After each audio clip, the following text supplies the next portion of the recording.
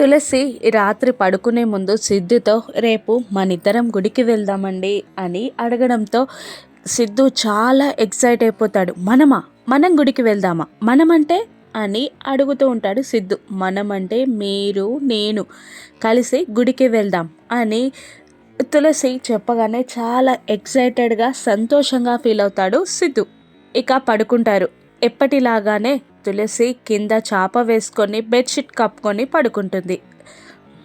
ఖుషితో సహా సిద్ధు బెడ్ పైన పడుకుంటాడు. కానీ రేపు తులసితో కలిసి గుడికి వెళ్తున్నానన్న ఆలోచన సంతోషంతో సిద్ధుకి నిద్ర పట్టదు. అలా రాత్రి 12 గంటలకి పడుకున్న తులసిని నిద్ర లేపుతూ, తులసి రేపు ఏ గుడికి వెళ్దాం అని ఎక్సైటెడ్గా అడుగుతూ ఉంటాడు సిద్ధు. అప్పుడు తులసి నిద్రమత్తుల్లోనే విసుక్కుంటూ ఏదో ఒక గుడికి వెళ్దామండి, మీరు పడుకోండి అని అంటూ ఉంటుంది తులసి.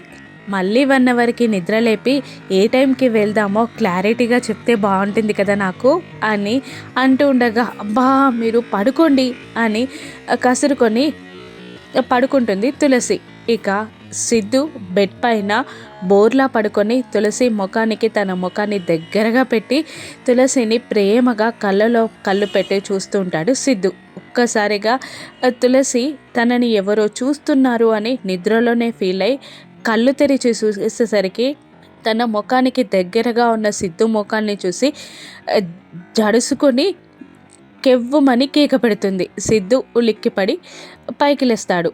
తెల్లవారగానే సిద్ధు తులసి ఇద్దరు గుడికి వెళ్తారు.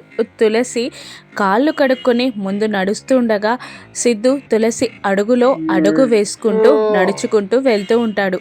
ముందున్న తులసి సిద్ధు రావట్లేదని వెనక్కి తిరిగి చూసేసరికి తన అడుగులో అడుగు వేసుకుంటూ వస్తున్న సిద్ధుని చూసి అలాగే నిలబడిపోతుంది. నడుచుకుంటూ వచ్చి తులసి ఆగడం చూడలేని సిద్ధు తనపై పడిపోబోతాడు. తమాయించుకొని నిలబడతాడు సిద్ధు. ఆ తర్వాత ఇద్దరూ కలిసి అర్చనకి వెళ్తారు. అక్కడ పంతులు గారు, మీరిద్దరూ కొత్త జంట కాబట్టి ఈ దండలు మార్చుకుంటే మంచి జరుగుతుందమ్మా అనడంతో సిద్ధు తులసి దండలు అందుకుంటారు. ఒకరి కళ్ళలోకి ఒకరు ప్రేమగా చూసుకుంటూ దండలు మార్చుకుంటారు సిద్ధు తులసి. వీళ్ళ బంధం ఇంకా బలపడనుందా? కనిష్క ఏం చేస్తుందో నెక్స్ట్ ఎపిసోడ్లో చూద్దాం. Thank you for watching.